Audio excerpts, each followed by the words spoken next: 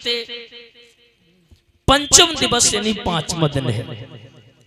एक बात और बता दे श्रोताओं, आजकल ना तो किसी के पास धन धाम की कमी है, न सम्मान की कमी है, न संतान की कमी है। कमी सिर्फ एक है महाराज जी, टाइम नहीं है किसी के पास में। किसी से कहो कथा चल रही, बोले मेरे पास समय नहीं है। टाइम मरबे को नहीं, बोले पैसा तो है दान नहीं कर जाओ चले, बोले पैसा जहरू खाएबे को नहीं। हाँ, टाइम मरबे को नहीं, पैसा जहरू खाएबे को नहीं।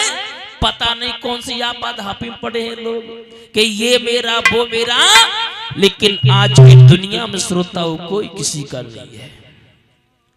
मेरा एक निवेदन है श्रोताओं, भगवान की कथा में कभी शंका नहीं करनी चाहिए। जिन लोगों ने भगवान की कथा में शंका की, उन्होंने दर दर की ठोकरें खाई।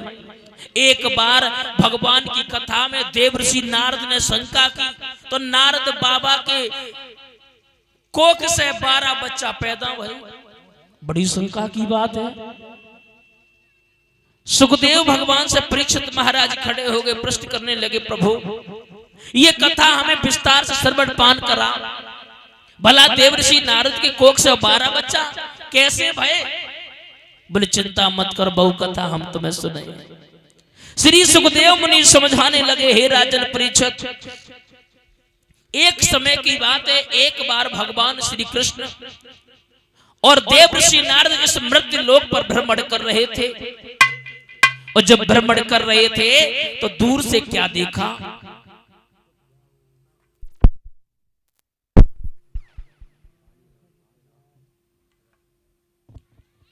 दूर से देखा एक सूकरी रहे, सूकरी जिसे हम और आप सुअरिया बोलते हैं।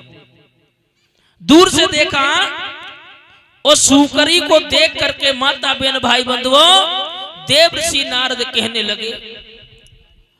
देवर्षि नारद समझा करके बोले, प्रभु एक बात बता, ये सूकरी है जो 12 बच्चों को सेम प्रेम करती है? भगवान श्री कृष्ण बोले, काहे को पागल हो नारद बाबा, अरे सामने देखो, प्रत्यक्षम किम प्रमाणम, प्रत्यक्ष के लिए प्रमाण की आवश्यकता नहीं है, सामने देखो। जैसे महाराज इतने शब्द सुने,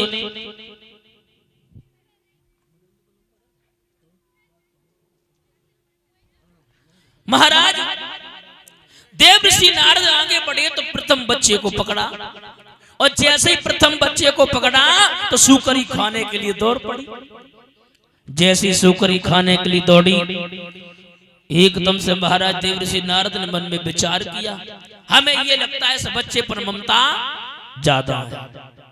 दूसरा बच्चा पकड़ा, फिर खाने के लिए दौड़ पड़ी। तीसरा बच्चा पकड़ा, फिर खाने के लिए दौड़ पड़ी।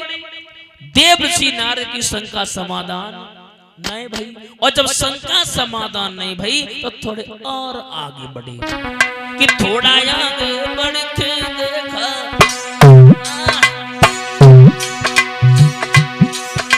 थोड़ा आगे बढ़ के देखा, विहड़ी उजाड़ निर्जन वन है, बस पक्षी नजर न आते थे, बस पक्षी नजर न आते थे, सावन में भयानक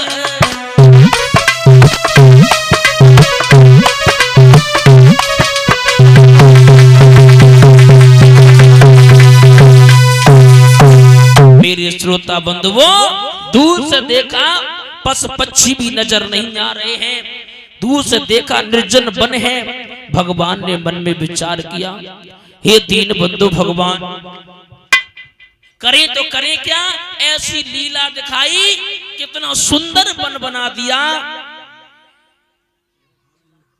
इतना सुंदर वन बना दिया कि महाराज वहां पर हुआ क्या, होना ही क्या था।